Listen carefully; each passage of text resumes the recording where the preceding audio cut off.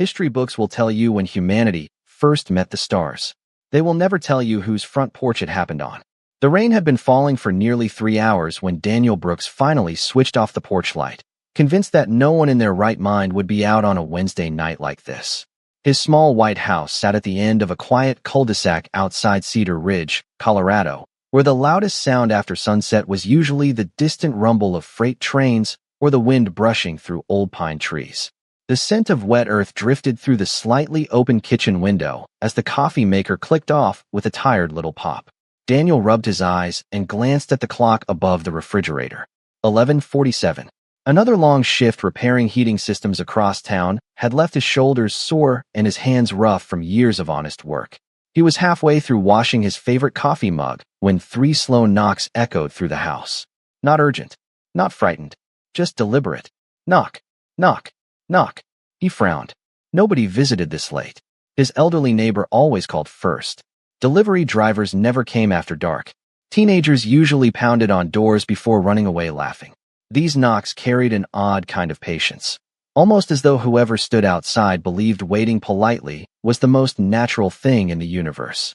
Daniel dried his hands on a kitchen towel and walked toward the front door. Through the frosted glass, he could make out only the silhouette of a tall, slender figure standing perfectly still beneath the rain. No umbrella, no movement, no sign of discomfort despite the cold spring night. He unlocked the deadbolt and pulled the door open. The woman standing there looked unlike anyone he had ever seen, though at first his tired brain desperately searched for ordinary explanations. Maybe a movie production, maybe an elaborate costume, maybe some kind of promotional event. Her long silver-white hair shimmered beneath the porch light like polished silk despite the falling rain. Her elegant ivory-colored coat appeared woven from a fabric that reflected tiny points of light with every movement, as though faint stars had been stitched into its surface. Her face was calm, almost impossibly composed, with luminous pale skin and clear gray-blue eyes that seemed to study everything at once. She was taller than Daniel by several inches, yet carried herself with effortless grace instead of intimidation. She tilted her head slightly, listening to something only she could hear. Then she smiled with visible relief. "Greetings," she said in careful English, every word pronounced with remarkable precision, though the rhythm sounded unfamiliar. "May I confirm that this residence belongs to the dominant governing authority of planet Earth?" Daniel blinked twice. "I'm sorry, what?" She glanced at a thin crystal device resting against her wrist. Its faint blue glow flickered uncertainly before fading altogether. Her expression changed for the first time. Confusion. "Navigation indicates successful arrival," she murmured softly. "Architectural scale does not match diplomatic projections." Daniel looked behind her. The empty street glistened beneath rows of yellow streetlights. Every house sat dark except his own. No cameras, no television crew, no practical joke waiting to happen. "Are you looking for City Hall?" he asked. "Because you're definitely at the wrong place." She considered his answer with complete seriousness. "This structure answered my approach request." "You mean you knocked?" "Correct. Entry protocol requires respectful acknowledgement before crossing another civilization's threshold." Daniel almost laughed, but something stopped him.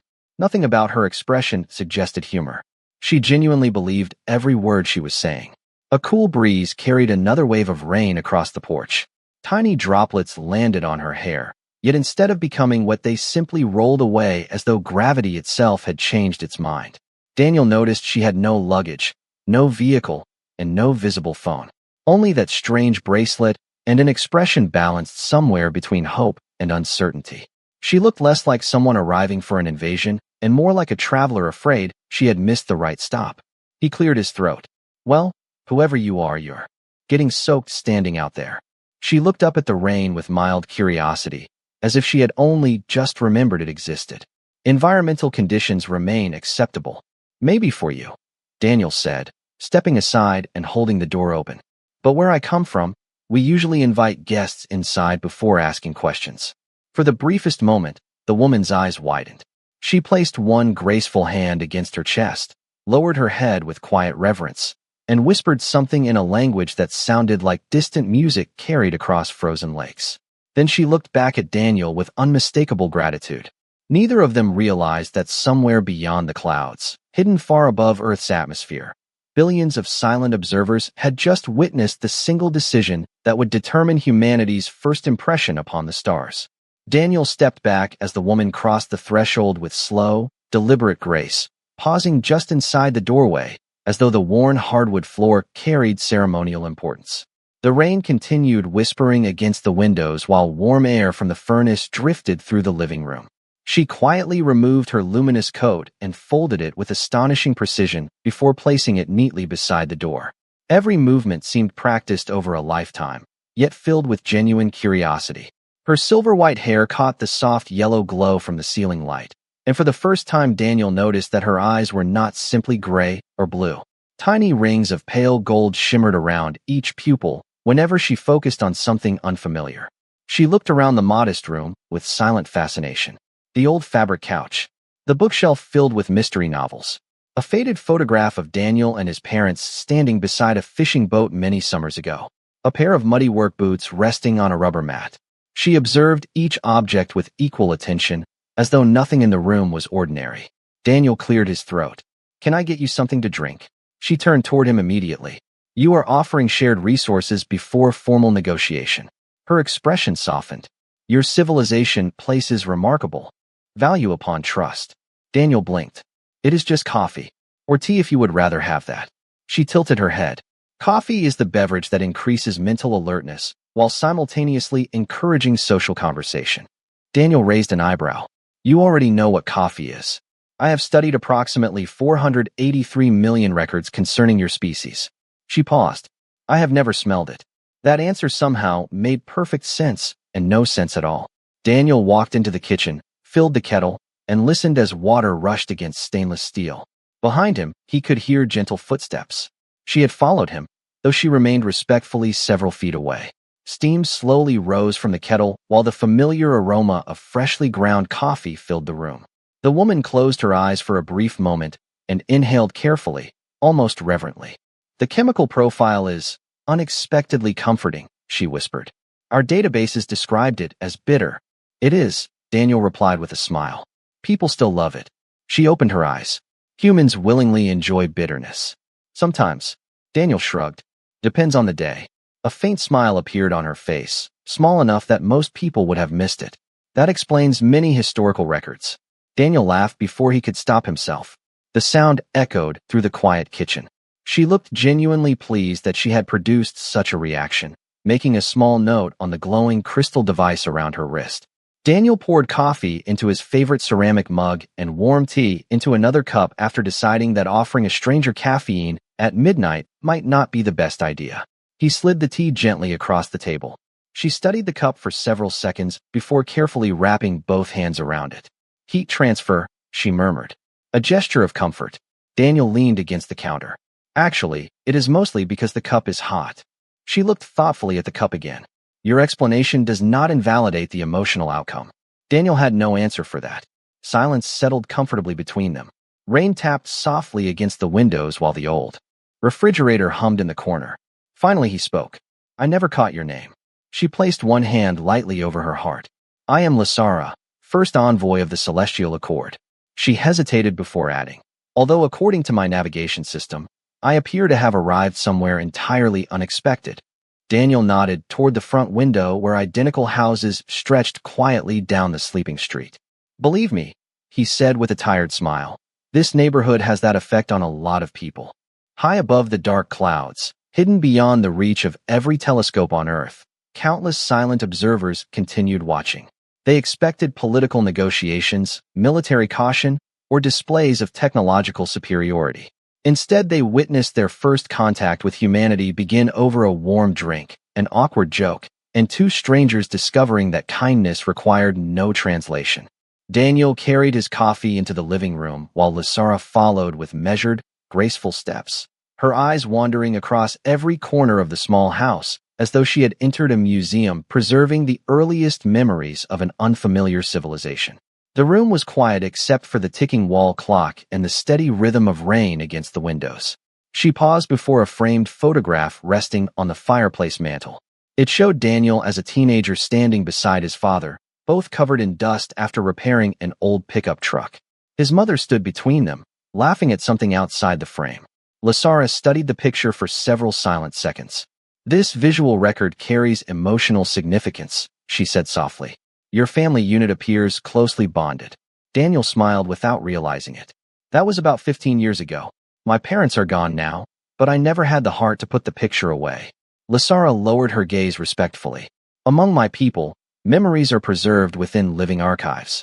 Yet I believe this simple image performs the same purpose. Daniel looked at the faded photograph differently after hearing those words. It had always been an old picture to him. Suddenly it felt like something much larger.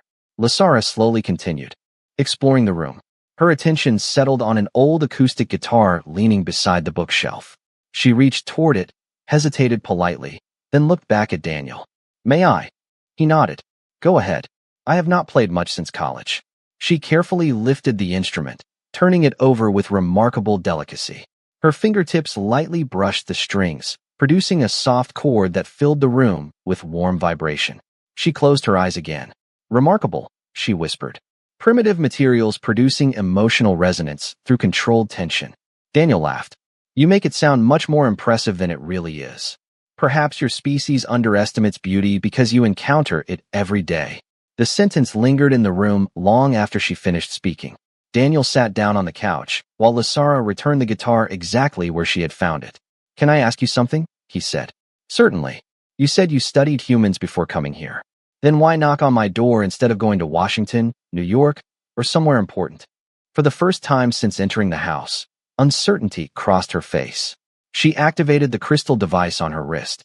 Thin lines of pale light floated briefly above it before collapsing into scattered fragments.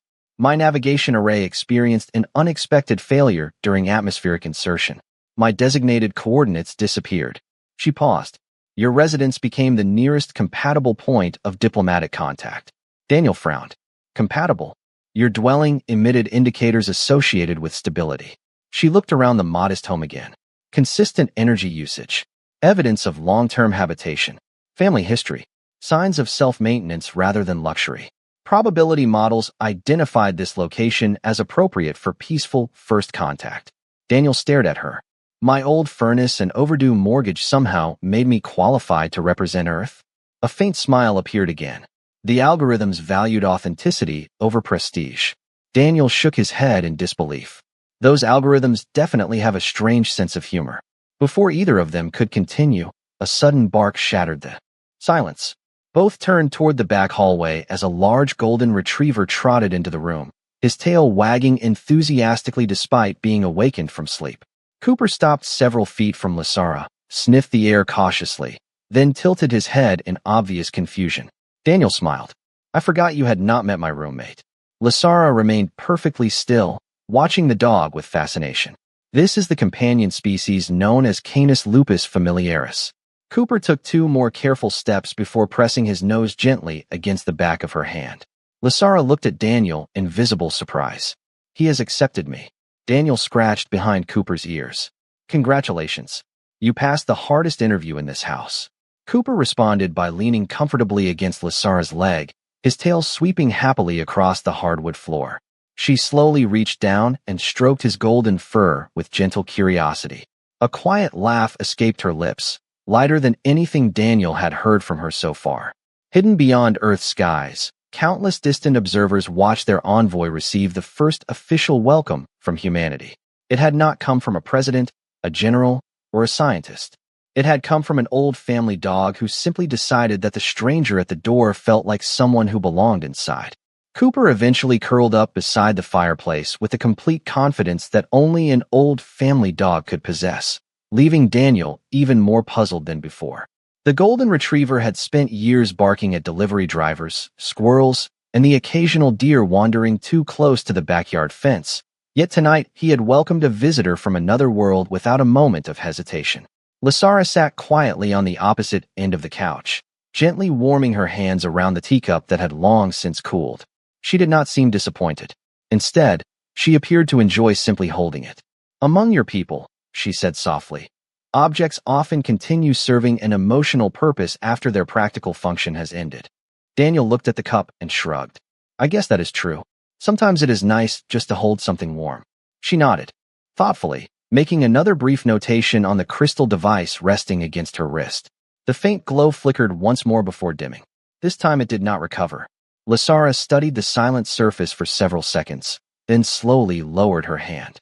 Communication has completely ceased. Daniel straightened in his seat. You mean your people cannot reach you? At the present moment, no. Her voice remained calm, but the silence after those words carried a weight that had not existed before. My primary navigation array failed before atmospheric entry. The emergency beacon depended upon the same quantum synchronization network. Without it, I cannot determine my exact location relative to my vessel. Daniel rubbed the back of his neck. So, you are stranded? She hesitated, searching carefully for the correct word. Temporarily misplaced. Daniel could not help smiling. That sounds a lot nicer than stranded. Language often determines emotional resilience, she replied. My instructors considered that an important diplomatic principle. Daniel leaned forward, resting his elbows on his knees. Can I ask something without sounding rude? You have demonstrated remarkable restraint. Please continue. Why send only one person? Lasara looked toward the rain-covered window where reflections from the porch light shimmered across the glass. Because first impressions cannot be repeated. Her voice grew quieter. Large fleets inspire fear. Great displays of technology inspire caution. We believed a single traveler carrying no visible weapon would communicate peaceful intent more clearly than an armada. Daniel slowly nodded. That actually makes sense. Every civilization reaches a moment when it must decide whether to greet the unknown with an open hand or a closed fist. She turned toward him again. Tonight, your species has begun making that decision. Daniel laughed nervously. You keep saying my species like I speak for 8 billion people. Do you not? Absolutely not. He pointed toward himself. I fix furnaces, forget birthdays, and occasionally burn grilled cheese sandwiches. Nobody elected me to represent Earth. For the first time since. Arriving, Lasara smiled openly. It transformed her entire expression, replacing regal composure with something unexpectedly warm. That, she said, is precisely why your response possesses such scientific value. Daniel frowned. Scientific. Had I been welcomed by a ruler, their behavior might have been influenced by politics. Had I met a military commander, strategy would shape every conversation. Instead, I encountered an ordinary citizen acting without preparation, instruction, or expectation of recognition. She folded her hands quietly in her lap. Your kindness carries exceptional evidentiary weight. Daniel stared at her, unsure whether to laugh again or feel overwhelmed. Somewhere far beyond the storm clouds, invisible sensors recorded every spoken word inside his modest living room. Billions of distant observers waited in complete silence while sophisticated translation systems analyzed every gesture, every pause, and every expression. Yet no algorithm predicted what happened next. Daniel stood, walked into the hallway, opened the small closet beside the front door, and returned carrying a neatly folded blanket. He placed it gently beside Lasara. It gets pretty chilly here after midnight, he said. You can use this if you want. She looked at the blanket as though it were something priceless. Her fingers brushed the soft fabric with quiet amazement before she raised her eyes toward Daniel. No royal ceremony, no diplomatic protocol, and no advanced technology had prepared the first envoy of the Celestial Accord for the simple generosity of a man who assumed every unexpected guest deserved to be comfortable before morning arrived. The storm had finally begun to drift east, leaving only scattered raindrops sliding down the windows as the first hint of midnight silence settled over the neighborhood. Daniel unfolded the old blanket across the far end of the couch and pointed toward the hallway. The bathroom is the second door on the left if you need anything. There are extra towels under the sink. Lasara looked at him with genuine curiosity. You are granting unrestricted access to your private residence after knowing me for less than one. Planetary rotation. Daniel smiled tiredly. Where I grew up, trusting somebody has to start somewhere. She lowered her eyes thoughtfully, repeating the sentence almost as if committing it to memory. Trusting somebody has to start somewhere. Cooper lifted his head from the rug, stretched lazily, then wandered over to rest beside Lasara once again. She gently scratched behind his ears, and the old dog answered with a satisfied sigh. He continues choosing proximity, she observed. Animals usually know things we do not, Daniel replied. Or maybe he just likes anyone who sits still long enough. A quiet laugh escaped her lips. It was becoming easier now, lighter than before, and Daniel noticed that every time she laughed, the faint golden rings within her eyes shimmered more brightly. She reached into the inner pocket of her elegant coat and carefully removed a small crystal sphere no larger than a marble. It floated a few inches above her palm, casting delicate streams of pale light across the room. Daniel instinctively leaned forward. "That is incredible. It is only a personal archive," Lasara explained. "Its function is to preserve meaningful experiences." The tiny sphere slowly rotated, projecting soft images no larger than photographs suspended in the air. Daniel saw impossible cities stretching beneath brilliant skies, elegant towers woven into mountains of crystal, rivers reflecting unfamiliar constellations, and enormous gardens where glowing trees curved gracefully around quiet lakes. Everything looked peaceful. There were no towering weapons, no armies, only architecture that seemed designed as much for beauty as for purpose. Daniel stared without speaking. "That is your home." She nodded. "The capital world of the Celestial Accord." He shook his head slowly. "It is beautiful." Lasara looked toward the floating images before quietly answering. "Tonight, I discovered something equally beautiful." Daniel frowned. "You mean my little house?" "Not the structure." She looked directly at him. "The behavior within it." Before Daniel could respond, the crystal sphere suddenly dimmed. Every projection dissolved into tiny sparks before disappearing. Completely. Lasara's expression changed at once. She carefully caught the sphere as it fell back into her hand. "Its reserve energy has been exhausted. Can you recharge it?" Daniel asked. She hesitated. "Normally, yes.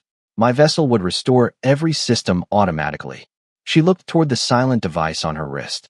"Without contact, I must conserve everything that remains." Daniel glanced around the room, thinking, "Well, tomorrow we will figure something out."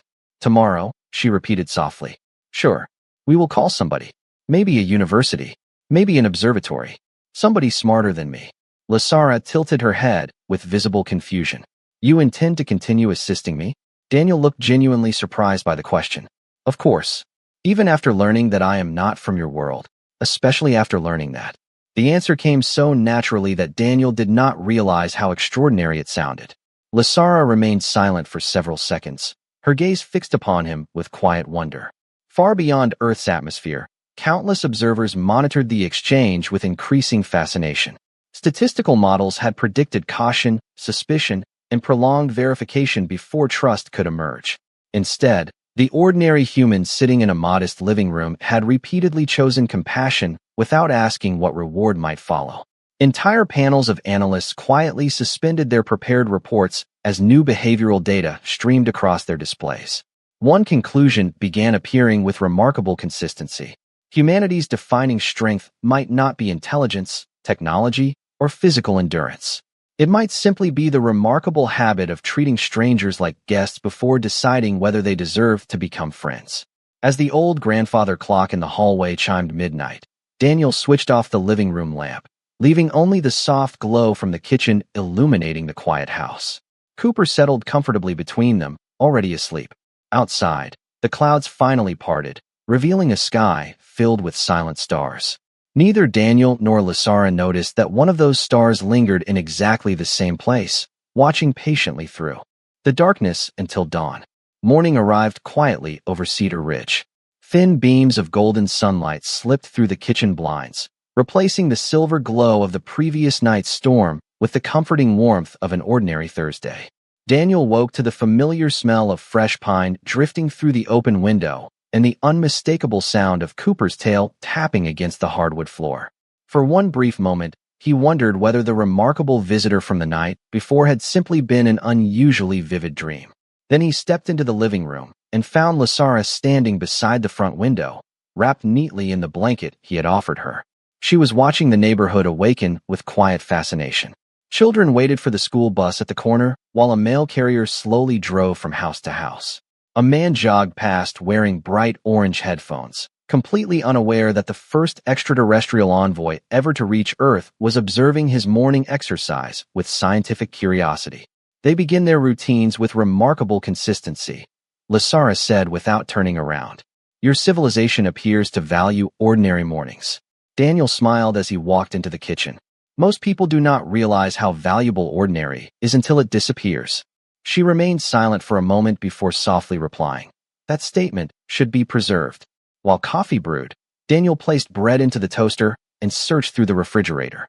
I hope you eat something similar to humans, he said. Otherwise, breakfast might become very interesting. Lasara stepped closer, watching every movement with careful attention. My physiology can safely process many forms of organic nutrition. However, this will be my first opportunity to experience authentic human cuisine prepared inside a private residence. Daniel laughed. Well, do not expect anything fancy.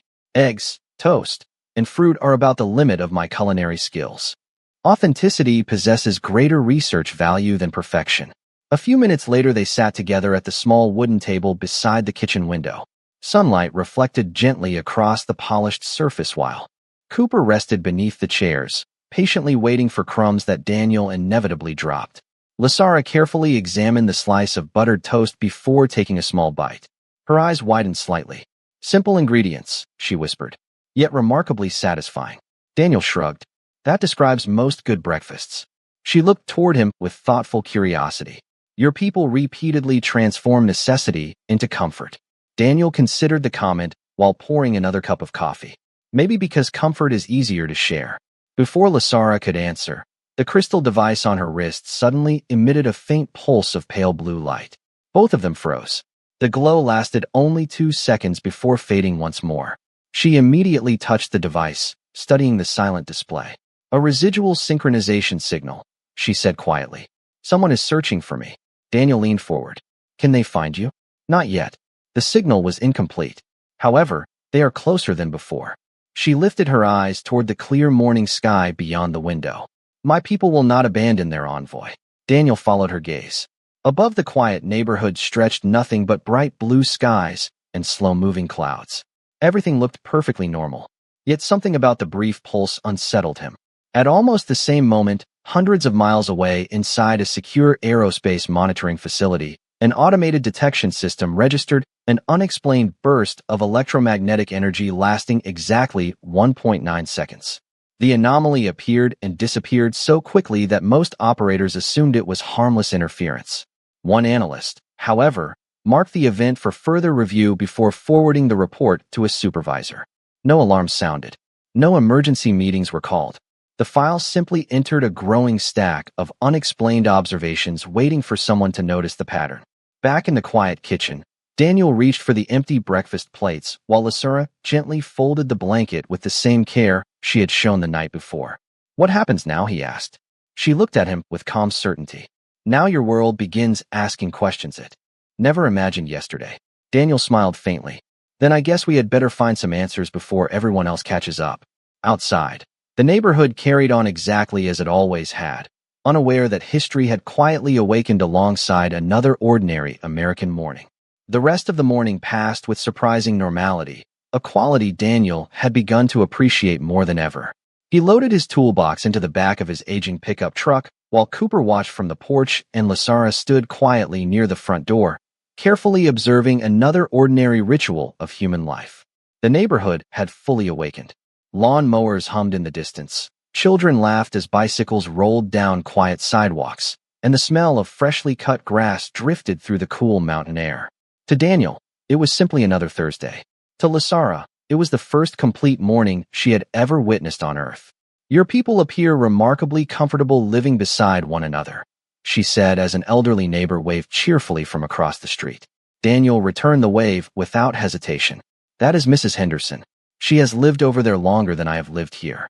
Lasara watched the woman disappear inside her house. You acknowledged her without strategic purpose. Daniel looked puzzled. She is my neighbor. Exactly. Her eyes reflected sincere curiosity. Among advanced civilizations, casual trust between unrelated individuals gradually became uncommon. Efficiency replaced familiarity. Daniel leaned against the truck door before answering. Maybe that is why people around here still stop to say hello. It reminds us we are not living alone. Lasara quietly stored the observation in memory. Before Daniel could start the engine, her wrist device emitted another brief pulse. This time the glow lasted slightly longer, forming delicate geometric symbols that floated only inches above her hand before dissolving into the morning air. Her expression changed immediately. The search pattern has intensified, she whispered. They have narrowed my estimated position. Daniel looked toward the empty blue sky. Nothing unusual appeared overhead. How much time do you think we have? Perhaps several of your hours. Perhaps less. She paused. The probability continues changing. At that exact moment, nearly 800 miles away, a second unexplained electromagnetic event appeared across multiple civilian satellites. Independent monitoring stations registered identical readings within fractions of a second. What had seemed like harmless interference only hours earlier now formed a measurable pattern. Inside secure government facilities, analysts quietly reopened the file that had nearly been forgotten. Still, no one imagined the source was an interstellar diplomatic mission unfolding in a peaceful Colorado suburb. Daniel reached into his pocket and removed his truck keys before placing them back inside again. I cannot leave you here by yourself. Lasara looked genuinely surprised.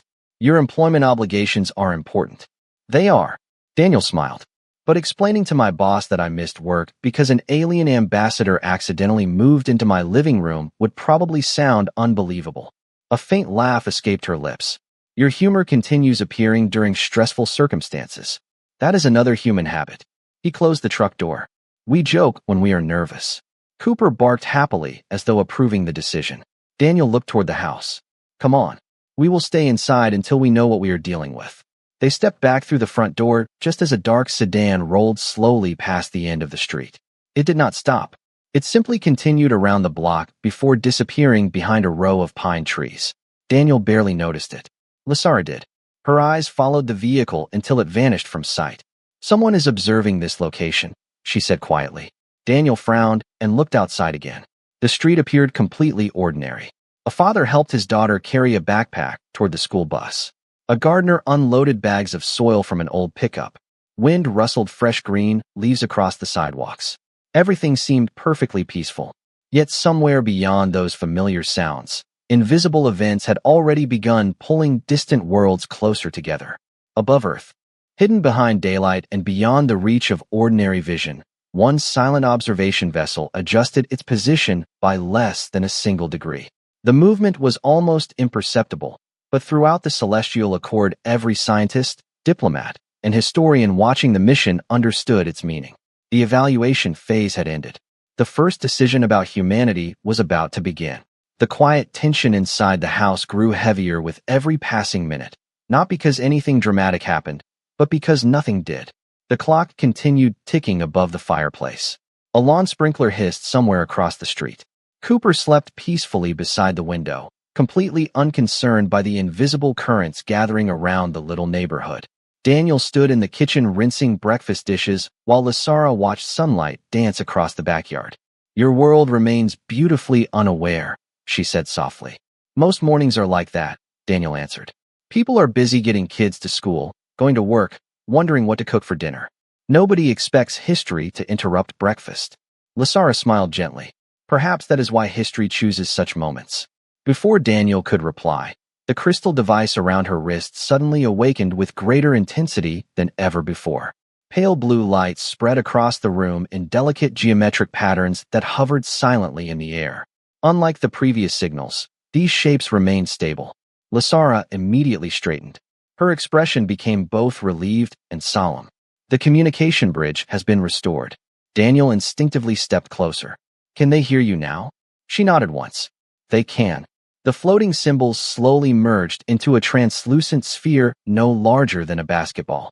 Within its shimmering surface appeared countless streams of light moving like distant galaxies. There were no faces, no voices at first, only an overwhelming sense of intelligence observing from unimaginable distances. Lasara lowered her head respectfully. First envoy Lasara reporting. Initial contact completed. Personal safety confirmed. Silence followed. Daniel could hear only the gentle hum of the refrigerator behind him. Then a calm voice emerged from the sphere, translated instantly into flawless English. Your report has been continuously observed. Daniel's eyes widened. Observed. Lasara slowly turned toward him. There was genuine apology in her expression.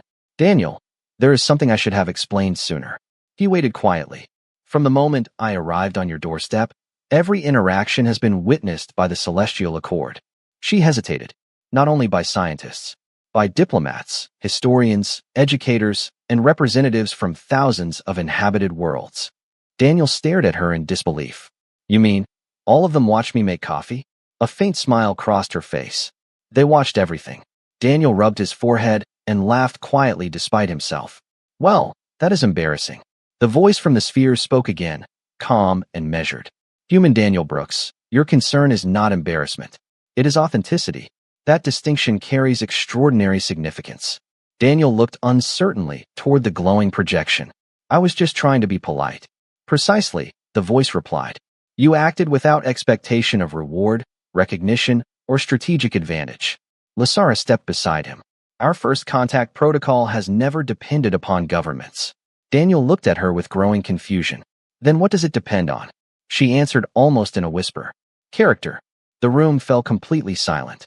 Outside, Mrs. Henderson carefully watered flowers along her front walkway, while two children raced past on bicycles, laughing without the slightest idea that the future of their planet had quietly entered a new chapter. Inside the modest living room, the voice continued. Every emerging civilization receives the same evaluation. Advanced technology can be measured. Military capability can be calculated. Scientific knowledge can be exchanged. Compassion cannot. Daniel looked down at his hands, still damp from washing breakfast dishes. They were the same rough hands that repaired furnaces, carried groceries for elderly neighbors, and threw tennis balls for Cooper every evening. Nothing about them seemed remarkable. Yet somehow those ordinary hands had become the first human example presented before an audience of civilizations scattered across the stars. Lasara folded her hands respectfully before her. The first door opened to an envoy becomes the symbolic heart of an entire world. Such has been our tradition for over 6,000 years.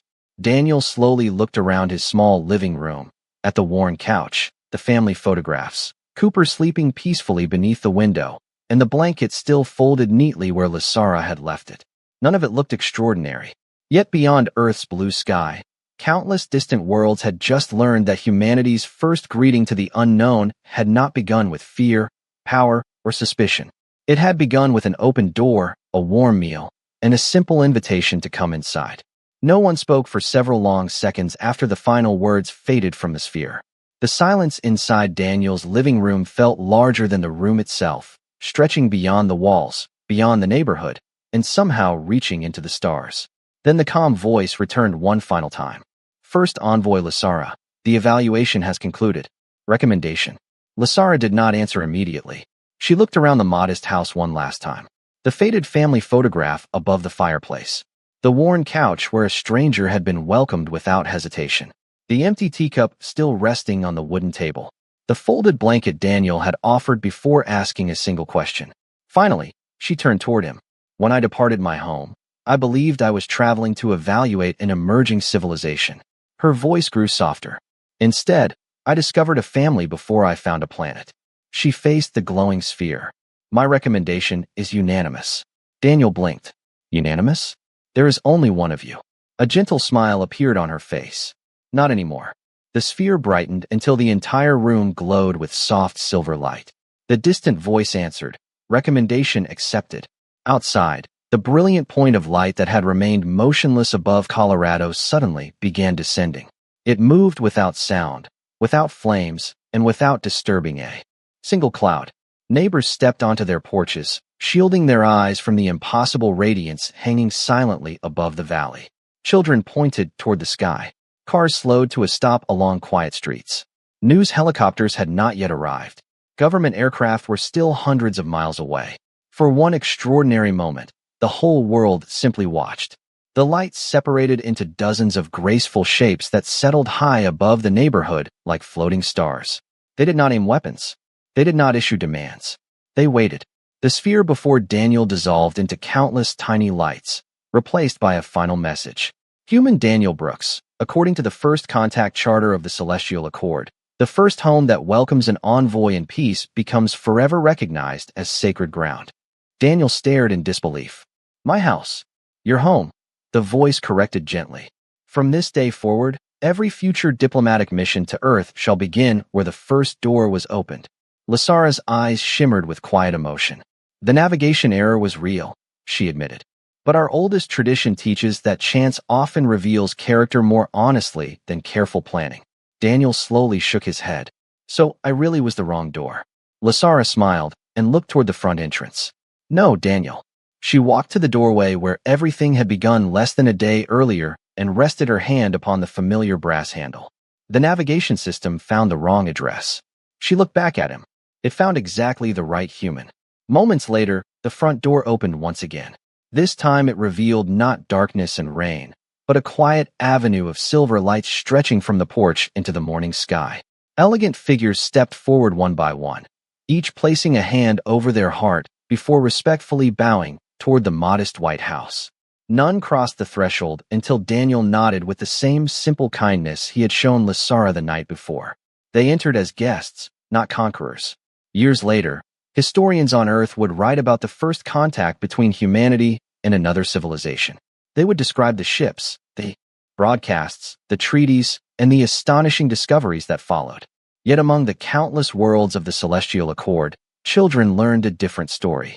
They learned that the greatest turning point in interstellar history did not begin inside a palace, a laboratory, or a government building. It began when an ordinary man opened an ordinary front door to a stranger standing in the rain. Long after Daniel Brooks had grown old, every newly appointed envoy preparing to visit an unfamiliar world followed one unbreakable tradition inspired by Earth. Before speaking of science, before discussing alliances, before negotiating peace, they first knocked politely upon a single door.